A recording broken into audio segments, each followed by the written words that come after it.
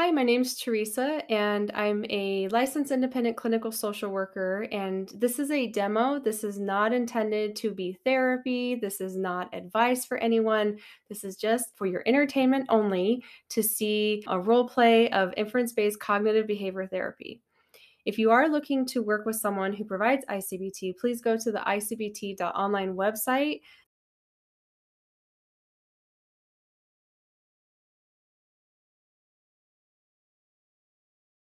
I do start off my sessions with a review and an agenda building. And so you'll see there that I do check in with the clients to see if there's anything pressing before I dive into each module with the client. If you're wanting to skip ahead or maybe even to watch this video faster, I share this on YouTube so that you can up the watching speed. You can make it 2 times faster if you want to get through this much quicker. But these videos are intended for those who really want to see the full session. And we're like demystifying what I-CBT treatment looks like. So in the very first consultation, I showed them the I-CBT iceberg so that they understand that we're targeting inferential confusion and what that consists of, which we've got the narrative, we've got logic, we've got the vulnerable self, and we've got the distrust of the senses and the self. Okay, so that is all part of what we're going to be targeting in treatment. And so throughout treatment, we're going to try to come at each piece of the inferential confusion to try to resolve it, but it is a stepped process. We introduce the sequence, the obsessional doubt sequence, and that is the intervention. The client is learning that there's a sequence there. They're able to see that this isn't just, I'm just triggered. They're able to see that there's a whole process at play. There's a prompt, there's an obsessional doubt, there's a consequence, there's anxiety and discomfort, and then there's a compulsion. He was able to track his own obsessional doubt sequence, and he was able to see that for himself, and he was able to reflect and say, what would remain of my OCD if the doubt were false? There are times that you might be working with a client and we may not get through the full module in the session, or you might bounce around a little bit. It really depends on your client's needs. And so always use your clinical judgment for what you're thinking the client needs in that session. Okay, we're not trying to force the client into I-CBT treatment. We're trying to modify the treatment for what our clients need. And so there's flexibility there. I'm going to put some text in each part of the treatment to help the clinician understand this is what we're covering here. And then I just use the I-CBT modules for myself. I don't use other formats. I just pull that up in session. And then I will send clients like maybe some other graphics and things like that. Or maybe sometimes I will share different graphics later on in treatment. But the modules work pretty well, breaking it down for the client. Feel free to use whatever modules you've put together, what other creative graphics that are helpful to make the point. We're working with a very broad range of clients and their needs. So modify this therapy to help the client understand what the point is that you're trying to make.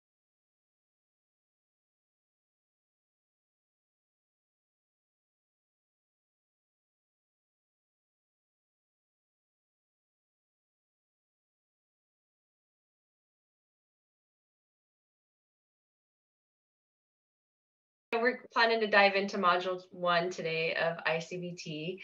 And I wanted to see, was there anything else you wanted to add to the agenda before we take off? No, no, sounds good to me. Okay, let's do it. Do you have the packet there with you? I do, yes. Okay. We're not going to go through every paragraph of the packet. We're just going to start off with some main points, and then you have that where you can read through it more thoroughly after the session if you like. Does that sound okay? Yeah, that sounds good. All right, let's do it. I do want to start off with, what is OCD? You've done a lot of research, as we've talked about, like you're very familiar with OCD is an obsession and a compulsion. So, it's got those two main components.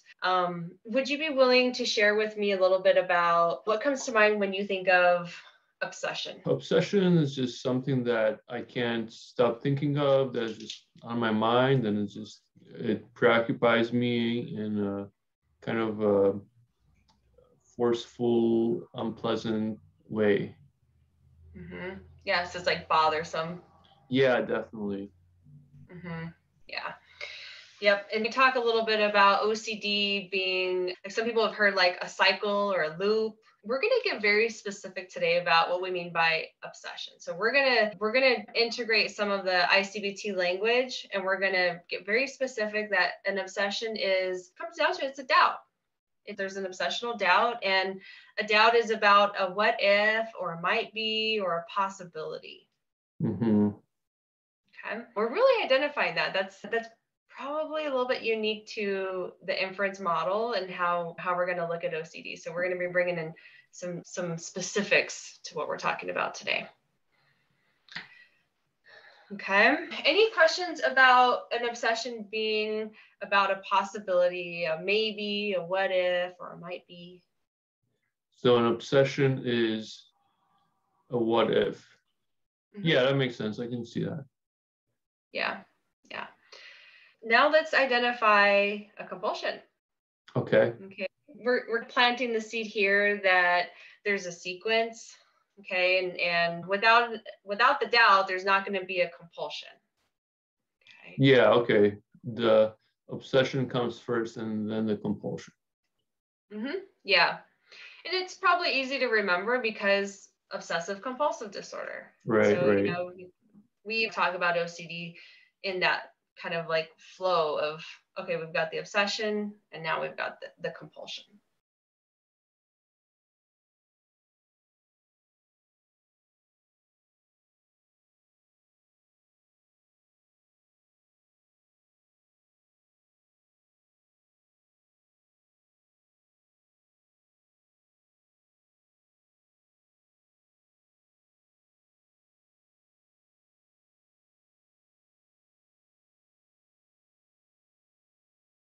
Let's scroll down a little bit on your packet. So we just talked about the first few paragraphs, but let's go down to, I think it'll be the third page where you're going to see a bunch of little squares.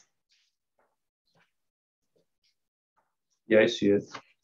Okay, on the top left, it's going to say internal or external trigger. Yeah. All right, go ahead and take a minute and I'll be quiet so you can just kind of like read through those different sequences. Okay.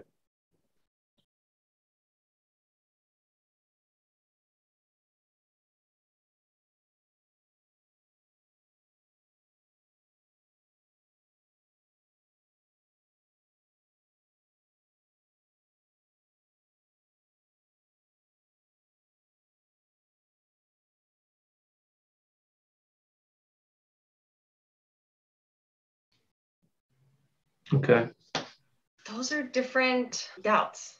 Those are different sequences. As you can see on the left side, the very left side, the trigger or the prompt, we're in I-CBT, we're not saying that that's the start of OCD, even though it's all the way on the left. We're saying like, that's just normal day stuff. There's lots of people who lock their car. There's lots of people who read scary stories and they don't have OCD. So those on the very left, they're not specific to OCD. They're just prompts that kind of remind us of a doubt. But the very next box under obsessional doubt, that's actually the problem in OCD. That's what we're going to try to work on resolving in this treatment. And that's, we're saying that that's really where the issue begins. That's the obsession. Okay. Do you see how those start with a might be or a could be or a possibility? Yeah, yeah. Okay. So then the next box down, which is under the consequence, that's the consequence is if that doubt came true, this is what would happen. Yeah, that makes sense. It's not uncommon when we have OCD to be really focused on the consequence. For example, when we say we feel that discomfort and we say, I'll get sick, the house will burn down. Bad things can happen, right? And so that usually is where our brain registers like, okay. Yeah. But we're going to learn a little bit about how there's something before that, and that's that doubt. We'll keep revisiting that throughout treatment, but today we're really just familiarizing with the sequence that you can see there. Okay. And then do you see under anxiety and discomfort? Yeah. Right. So So that can be just, this will be awful, this will feel terrible. Also, there might be some things you notice in the body when you're having a doubt. There might be some very, very specific body sensations. And then the last piece there is the compulsion. Yeah, the compulsion. Yep, the action. Mm-hmm. Yeah. So what do you think about seeing all of these different examples of OCD? Yeah, it breaks it down a little bit, and it helps me get a glimpse maybe into how my process is of where I get to the stuff that really torments me. Mm-hmm. Yeah, it's kind of weird to see it like broken down Yeah, step by step. yeah, it really takes it apart, and I can see the progression there. Mm-hmm.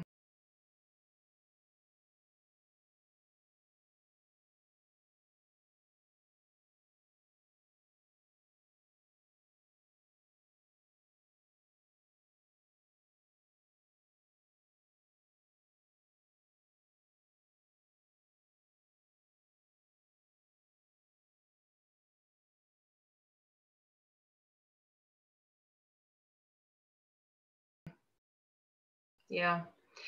Would you be willing to maybe as build one of these for you? For your Yeah, OCD? I think so. I think so, yeah. Mm-hmm. What we could do is we could get a little familiar with this by building another one, which, by the way, in this module, his name is David too. So. Okay. Let's go ahead and let's go down to David's story, and we'll warm up to this idea that there's a sequence that we can build. Yeah. Okay. Yeah, go down to the page that at the top left it says David. Yeah, okay, I see it. Go ahead and take a minute, read through that story, and if you like, you can read it out loud if that's easier for you to absorb what it says. But if you want to read quietly, I'll sit here quietly while you get through. Okay, I'll read it quietly. Okay.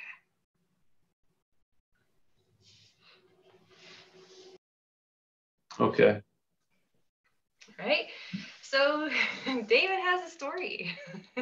Yeah. Okay, there's his story. And his story might be similar to yours. It might be different. So we're going to learn about how it doesn't matter what the theme or what gets the OCD going, it'll fit into a sequence. And so we're going to be looking at David's sequence today. We're going to take his information, we're going to put it in a sequence. Okay.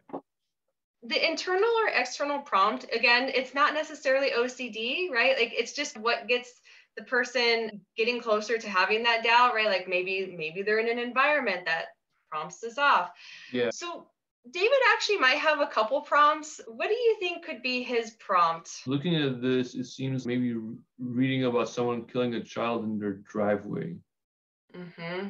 Because that's something that is kind of like a normal thing where you can read stories like that, because that's something that, can happen. So because from what you were saying, it's not like it's just everyday stuff. It's not OCD yet at that point. To me, that's what it looks like. Mm-hmm. Yeah. So he read about a scary story, and then he started having doubts. And his second prompt can actually be every time he goes outside. Mm-hmm. And he's getting ready to drive. Okay. Yeah. Yeah. What's his doubt? The next part of his sequence, like what's his what if? What is the might be? Yeah. So the what if would be like, what if like he could hit somebody, like a child, in his driveway? Mm-hmm. Yeah. What if I could hit a kid? Mm-hmm. Now the consequence, the next box there, is if he did hit a kid, this is what he's afraid would happen. So what are his consequences? It looks like it would be like going to jail, or having to live with that death on his mind. Yeah, it'd be like these negative things happening to him. Yeah. The consequence also could be like that the kid gets hurt and dies. He could kill a child, like the child dying. Mm-hmm. Yep. So he's tracking in his thinking. He's got like all of these different consequences that are scary for him. Mm-hmm. So now the anxiety or discomfort, what's going on for him when he's got this doubt? Well, looks like it's every time he gets in his car, he's feeling anxious. And so, because he's thinking about this stuff, these what ifs and these consequences, and it makes him very anxious when he goes to get in his car and pull out of his driveway to go somewhere. Yeah. Anything going on in his body? Oh yeah, he's jittery. He's got a sinking feeling in his stomach. Yep. Yep. So his body's like, uh-oh, this could be bad, right? Making that feel like he's got that feeling too. So he's got a few things going on. Now, what's his compulsion and or compulsive avoidance? Yeah, so it looks like he checks under the car. Every time he gets out of the car, he checks everywhere to make sure he didn't hit anyone underneath. And like the avoidance seems to be that he might not even want to drive anywhere. Yeah. How was it for you to take David's story and put it into a sequence? Like, we really broke it down. Yeah, I mean, it was good because it was all laid out there, just the narrative. And then I was able to break it apart just like before, looking at those examples. So having seen those examples, it helped. And now I was able to take these elements and put them into each box and see how the sequence progresses. Yeah. So now you are a master conceptualizer. How are you feeling so far? Let's do a little check-in. Like, are you feeling like are you feeling like you're okay with us still continuing on to build some of your sequence? Yeah, absolutely. Did you have anything you wanted to share that kind of stood out to you about that sequence?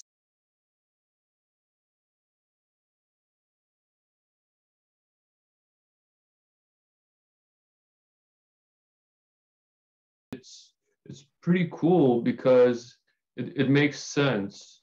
Like it makes sense, and it really helps taking a narrative that seems to be jumbled up and breaking it down into these elements that follow one from another sequentially. So it's like really clarifies things. So I appreciate that.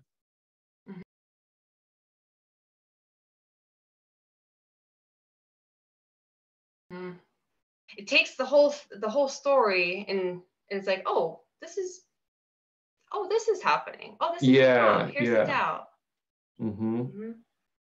Like that, it's like in the paragraph, it doesn't begin like the paragraph begins with how he's feeling anxious every time he gets in his car. But if you break it down in the sequence, you realize that that's not like where it begins. It really begins with him reading something, and then that kind of sets off the process, and then the doubt comes, the what if.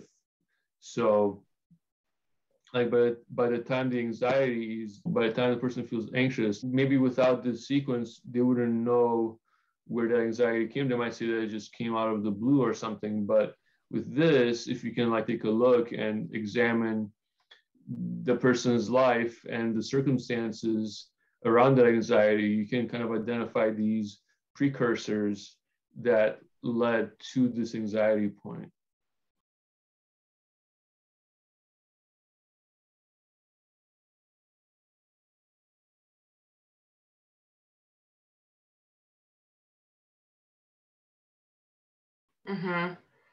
Yeah, really good point. It's kind of like because you have OCD, and so you've got that feeling, right? But there's all this stuff that, as you can see, there's like all this stuff going on before you even have that. Right. Yeah. So I'm kind of like these things are floating in my head about my own situation. So I'm kind of like, I think I'm ready to start to build my sequence. Yeah, let's do it. Let's scroll down a little bit on that paper, and right below David's story, which again is your the coincidence there. Right. So we're going to fill in those empty boxes with yours and those two sequence there. Now this can be, if you're okay with it, like you could use maybe you had some doubts today that you want to use in this activity, or you can go back something in the last week or so, just whatever you're comfortable sharing. Any of these come to mind that you want to? Yeah. I mean, it's like my ongoing thing. So I'll be in the kitchen, and my wife will be in the kitchen too, and I'll be holding a knife. So that's where, and then I'll get anxious about like hurting her with the knife. Okay, let's start off with the prompt then.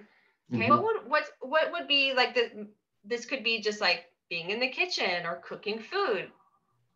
Yeah, but it's always about stuff like sharp stuff, like knives, especially knives, but even like maybe like a pen or something, stuff that can be used to stab and cause damage through stabbing.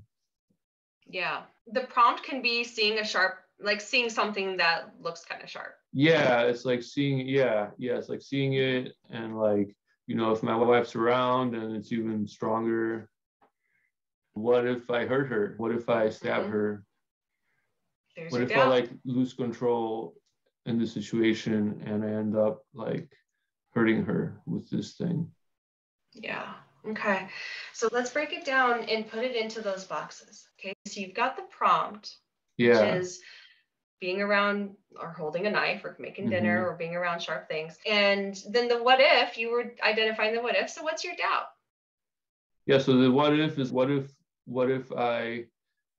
I hurt somebody? What if I hurt my wife with this thing, with this knife? Okay.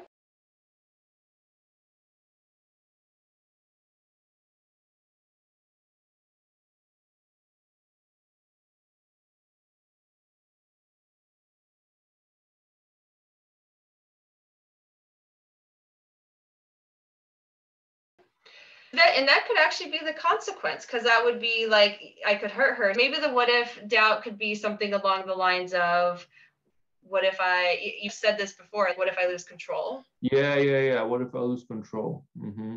What if I lose control with this in this situation where I'm handling this sharp object and somebody like my wife's around? So what if I lose control with this? Mm-hmm. Okay. And then and if you did lose control, it's like I could stab her. Yeah, I could I'd stab stab her. her. Yep. And what's your anxiety or discomfort in that time? What do you notice? Maybe anything in your body? Yeah, I just get like kind of tense. Like I feel it in the pit of my stomach too. And I just tense up, and it's very, very uncomfortable. And I feel like like I'm a like I'm an imposter in the kitchen. Mm-hmm. Yeah. Okay. And then what's your compulsion? What do you do when you have this doubt? Well, I I keep looking over at looking over at my wife, and I don't want to handle the knife. No matter how much I look over at her, I can't convince myself, I can calm myself down that I haven't hurt her. Because here we are with the knife in the kitchen, and she's there, and it makes me want to just like not have the knife or not be anywhere near the knife, really. Yeah. Because yeah, Yeah. It's kind of like the other David story, when we were reading his, he doesn't want to drive. He wants to avoid, and yeah, it makes sense. yeah. Yeah. Yeah, it's hard, right? Like when you're having those doubts, it feels real. Oh yeah, and it feels very real, and it's what if I'm gonna hurt her, and nobody's gonna believe, everyone's gonna think that I'm this bad guy, that I meant to do it, and I'm gonna end up being ostracized by everybody, being like an outcast from society and going to jail and stuff. Yeah. Yeah. How are you doing? Because we're building your sequence, which is Mm. your stuff. How are you doing by us building that sequence? Because OCD is very tormenting, and now we're slowing it down, but at the same time we're like looking at some of your OCD. So how are you feeling so far? I'm feeling a mixture of like I appreciate that I can break this down, and it's very kind of eye-opening, but it's also it's good in that way, but it's also reminding me of these things. I'm feeling kind of feeling those feelings a little bit, because I'm having to recount these events and these sequences, but it's also very, like I said, it's very interesting to see it broken down into these component parts. Would you say that you're feeling a doubt? Are you having a doubt right now?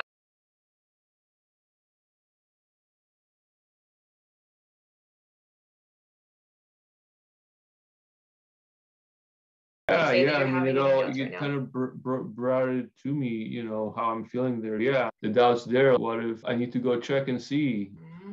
My wife isn't here now, so what if something happened? I did something to hurt her.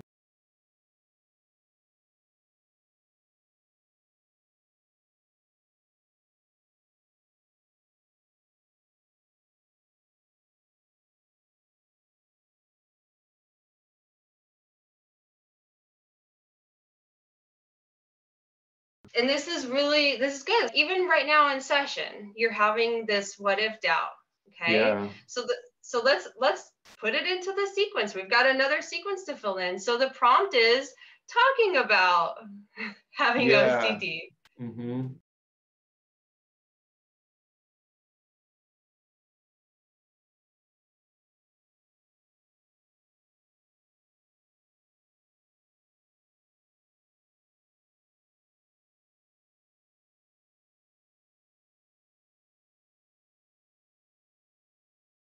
Okay. Yeah, we're talking about it and talking about having OCD. I'm reminded of how I might lose control with these knives. And so what if I did, what if I did lose control and I wasn't able to behave in a way that isn't harmful? Yeah. And what do you feel in your body right now? What's your discomfort? Well, I mean, looking at this, like the consequences of that would be that I hurt my wife. And then that makes me feel very anxious, makes me feel very uneasy, and it won't go away. And I feel the need to go and check and see, and maybe, I don't know, have somehow get rid of the knives in my kitchen. Yeah. So the compulsion you want to do right now is let me go check, get those knives out of here. Let me see if the knives are still there, if everything's okay. Yep. Yeah. Okay. Even here, it's like OCD unfolds and we can put it right into the sequence. And that's really all we're doing in this first session is we're learning that there's a sequence. And so when you have that doubt, what we want you to do after this session and for the next week, you're going to put it right into a sequence. You're just going to slow things down because a lot of times we go from that prompt and we have the doubt and then we're like at the compulsion. Right. Yeah, it's there. Okay. So yeah, I can now I have this framework. When I feel that anxiety, I can take a minute and pause and just plug things in and see how it progresses. Yeah. Yeah. Would you be willing to make a sequence, not yours and not the other one that we read, but just someone in general, like one that isn't yours at all, and let's just make someone else's OCD sequence? Would you be willing to do that? Yeah, but I'm trying to think what would be another good one. We could do one like maybe someone like a totally different theme than yours, maybe like contamination. Okay. So like contamination. So somebody touches a doorknob in a public place, and then what if they get their germs on it? What if their germs get on this doorknob, and so then they're there? And then it would be like, what if somebody else touches the doorknob and then they have a very catastrophic reaction to the germs that were on the doorknob from that person with OCD? So then I guess that would make them feel very, very uncomfortable about having touched that doorknob. That would be the anxiety and discomfort, and they couldn't live with themselves for having touched that doorknob and for thinking about what would come from that they'd be the cause for like somebody else becoming very ill. So then I don't know, I guess they would for compulsive, they might maybe wash their hands a lot or maybe carry wipes. and maybe wipe every doorknobs, or maybe only touch the doorknob with a wipe, not directly.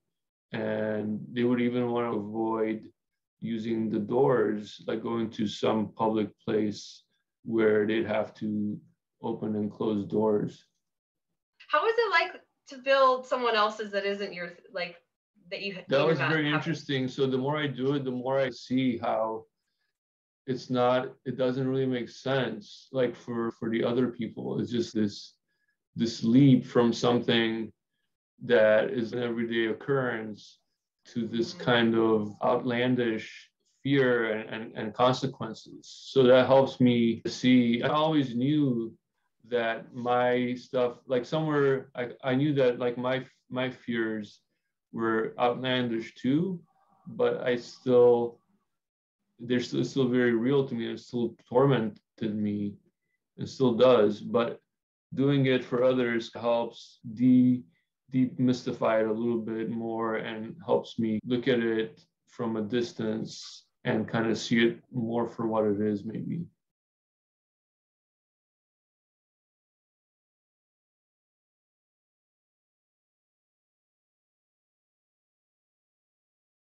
Mm-hmm. Yeah, it's weird, right? To do someone else's, and we're like, well, that one doesn't bother us. Yeah. Those ones that definitely didn't bother me.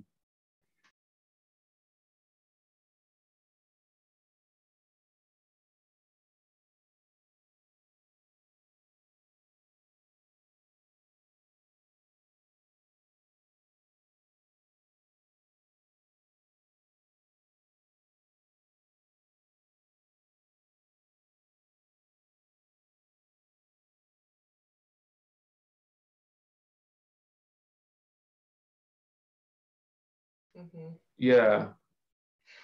Can you tell me, like, what would be similar, any similarities to yours in that one? Well, the structure is similar because that's what we're doing. Like we're looking at the structure, so I can see how the structure and the progression are similar.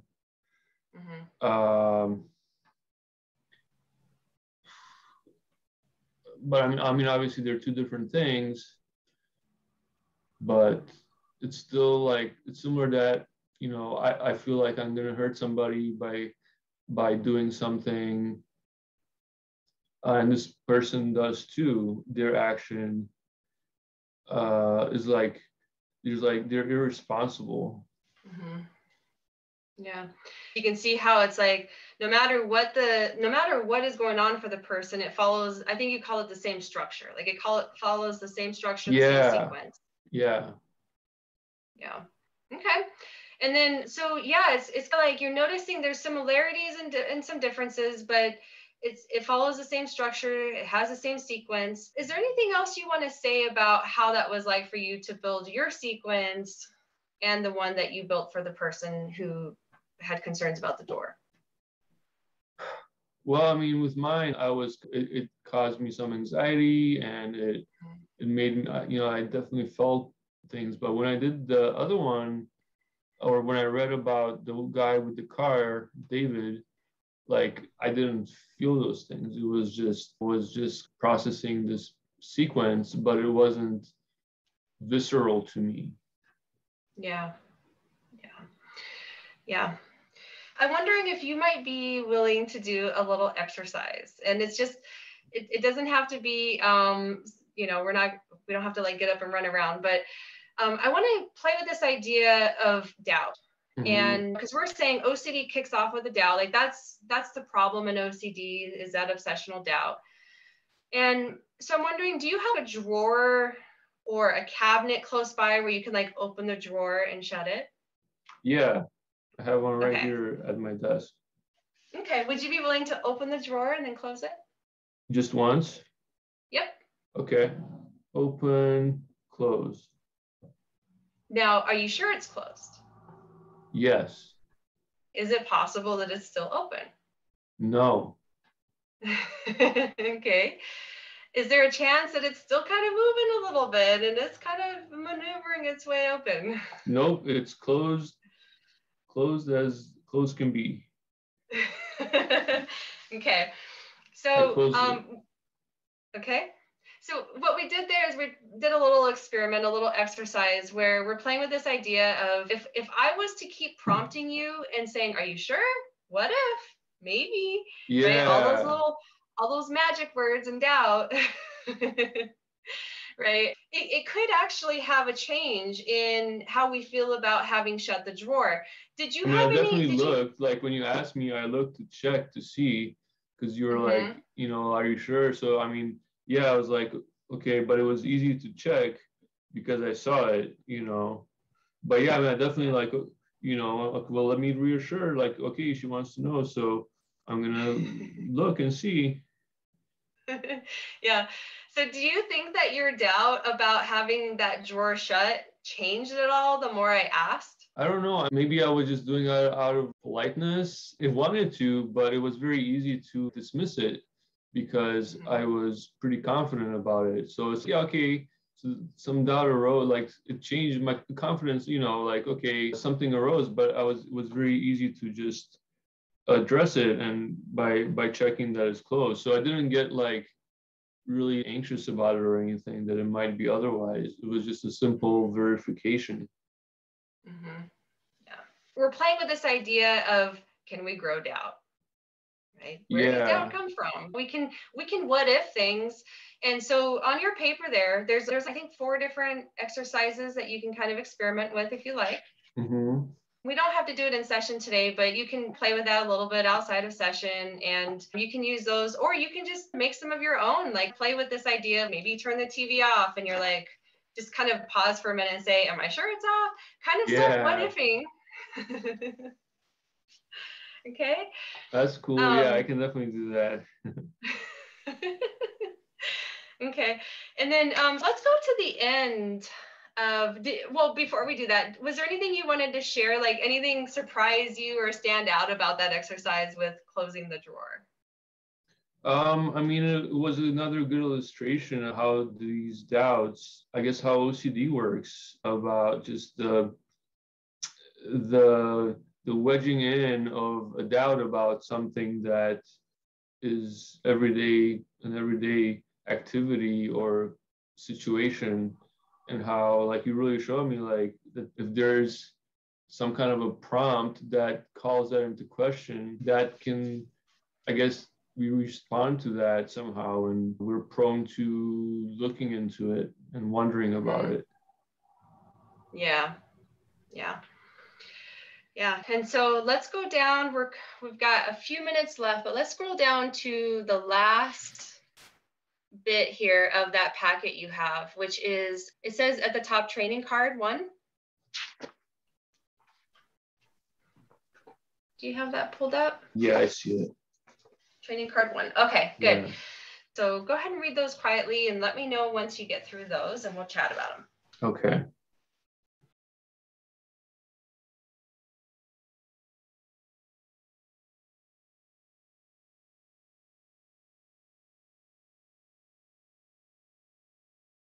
Okay. All right. We're really just summarizing what we covered today in those learning points. And if you want to revisit those throughout the week, you can come back to the training card. And we're just really pointing out that OCD begins with that doubt. Yeah, what really stood out to me is that last bullet point there where it talks about remaining firmly grounded in reality.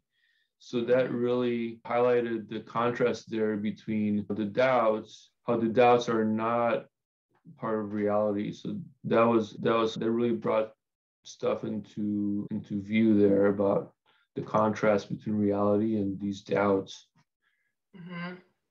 Yeah, you're kind of noticing like, this is interesting. Yeah, because the reality was that drawer was closed, but when you were asking me, you were kind of trying to create those doubts. That was not reality, but it still had a potency. Your question still had a potency and a draw to me to doubt what was the reality. Mm-hmm. Yeah. Yeah. So you're noticing that it's, oh, this is where doubt comes from. Yeah. This is my doubt. Yeah. And so I'm wondering this week's, like we've covered a lot today. We went through the different like we looked at all the different sequence for different OCD themes, and we built a couple of your own. You built one that wasn't yours, and we did that experiment with the drawer. So I'm wondering throughout this week if you would be willing to like maybe track if you have a doubt when you're having OCD symptoms. And maybe in a notebook, if you like to write it down, I also send you over like the blank sequence so you can use that in the portal. Yeah. And if you would be willing to, when you have a doubt, you don't have to, not every single one of them, but maybe like once a day, slow down, write it down if you like, notice the sequence. Do you think you'd be able to do that? Oh, absolutely. Yeah, I'll definitely do that. I definitely want to do that. I feel like I'm going to get insight into my daily processes. And so, yeah, I definitely want to do that. Okay.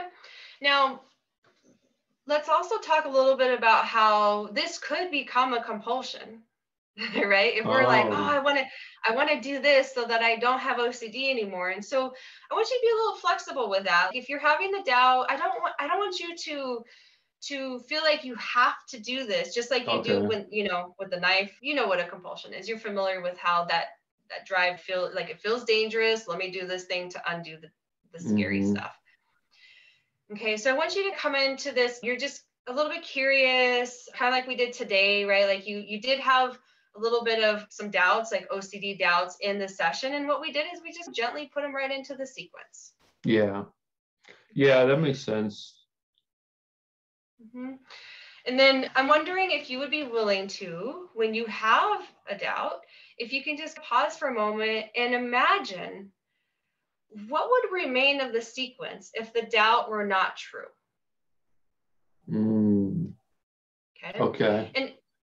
And not to debate it again, because that could be a compulsion. If you're like, oh yeah, I'm going to prove this wrong. We're not here to debate it. I just want you, like, sometimes when you have this doubt, to just kind of say, kind of imagine for a minute, what would remain of this sequence? How much of my OCD would be left if the doubt was false? Okay. Yeah, that's a good question to ask. Okay, and it's in that training card that right below the learning points. And so if you forget what you're supposed to reflect on, it's there at the bottom.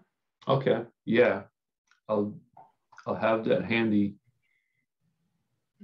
Okay, we're up on time, but I want to check in with you and see, was there anything that we could have done differently in this session to make it better? Nothing that I can think of. It was very eye-opening for me and very informative. So I feel like I learned a lot about my OCD. It makes me want to see what's next, because this stuff is very interesting. Yeah. Next week we can go into module 2, and module 2 we're going to look at, we don't jump ahead. This week we're just noticing the sequence, and then next week we'll go into module 2, which will be we're going to learn about how these doubts don't come out of nowhere, and we'll continue on with the different modules as we go. But this week is just kind of slowing things down, noticing that doubt. Yeah, I'm excited to learn more about all this. This is seeing this process it makes sense. So I want to delve more deeply into it. Yeah. All right. Well, anything else that you want to share before we head out? No, it's been a good session. Okay. Well, I'll see you next week. Sounds good. See you next week. Okay. Bye. Bye.